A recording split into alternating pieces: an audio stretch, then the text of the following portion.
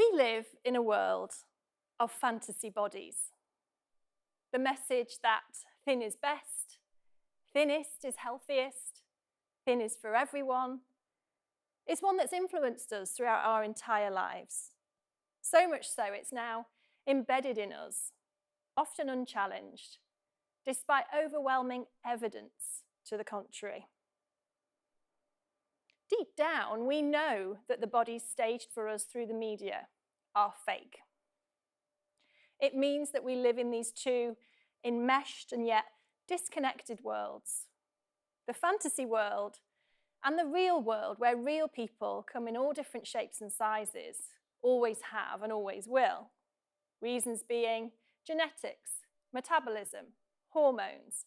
But that's literally just the tip of the iceberg of why we're all different. And yet everyone is under pressure to be thin. It pervades our entire culture, our entire media, and that is where we're spending more and more of our time, in that unreal place. We need to stop believing in fantasy bodies. I'd like to propose that instead of every body being able to be thin, we actually live in a society of naturally diverse bodies. And the statistics back this up, indicating that only 5% of women are born with what's considered the thin ideal body. And even they aren't photoshopped. It isn't something that we can diet into. And for the most part, women are centered in this conversation. But it's no longer just us that has that burden to carry. More and more men, upwards of 40%, including trans and non-binary people, are experiencing body shame and dissatisfaction too. Here's what we do. We absorb advertising and articles and not realize that we have been sold on the body, not the product or the idea. Nice top. But then when it arrives, it's not quite what I was expecting. Or, yes, 3 weeks on the apple core diet, that body is mine. Day 2. We watch the latest Hollywood blockbuster with a size 0 heroine and beefcake hero, while silently committing to losing all of our excess body weight, probably on the apple core diet. We upsize in clothes with all the nonchalance of a gazelle, trying to outrun a tiger. This is not my body. We continue to value ourselves from the external gaze, and it's such a loss to us. You may be wondering who I am and what I know about this. I'm a sociologist and a body massage therapist, having delivered over 10,000 treatments in my career. It's given me a really good grasp of how we feel about our bodies, and it's not good news. I'm a breast cancer survivor, and this has given me insight into how we treat our bodies and how our bodies treat us. We totally take our bodies for granted. I've had to say goodbye to parts of mine. They were so comfortable, and I miss them. I've had chemo, and I've watched my body just coolly filter it out every 3 weeks. I've had 4 body shifting operations, 2 of which were a fat transfer from my bum to my boobs. I know, and here I am complaining. These boobs are literally made out of flapjacks. Following my diagnosis, in an attempt to regain some control over my body, I entered into a no-sugar, fairly disordered pattern of eating. So when my consultant told me that I'd need to put weight on for my fat transfer operations, my brain just sort of short-circuited. My doctor telling me to put weight on. My sugar-free bouts are marked as some of the most joyless times of my life, filled with conflict and leaving me with anxiety and a messed up relationship with food and my body. I know how it feels to own my body, to respect and celebrate it. Our bodies are deep pools of positive potential. And yet we may anguish over them at such a loss to ourselves, and an unnecessary loss because statistically they may never change.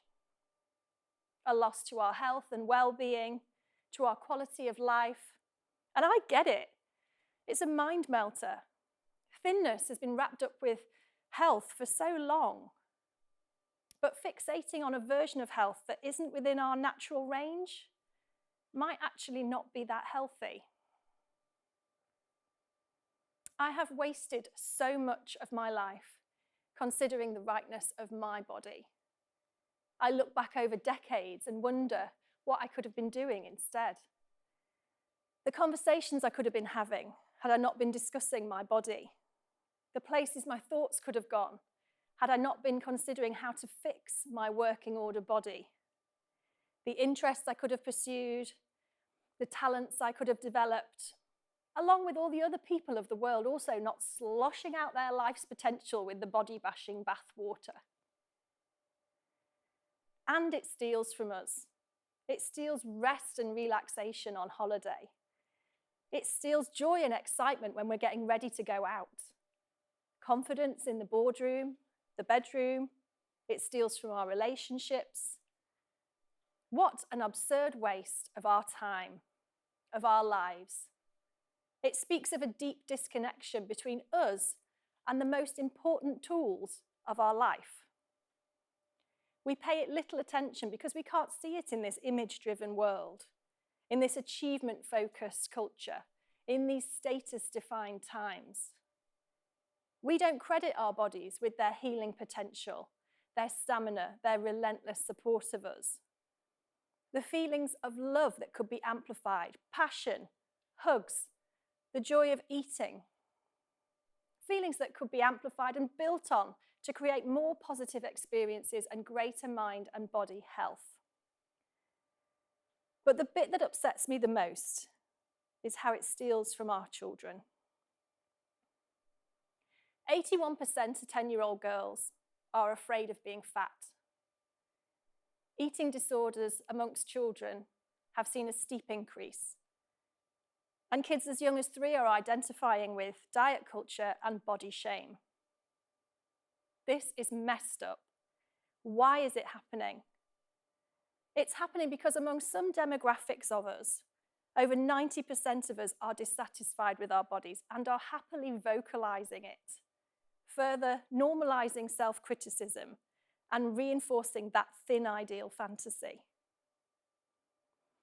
It's happening because on the UK high street, 100% of the female mannequins are so thin that if they were human, they couldn't menstruate.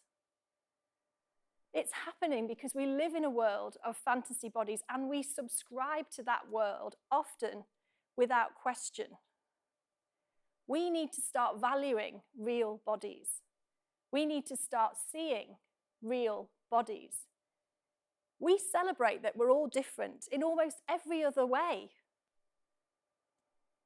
But an impossible standard has been set for bodies.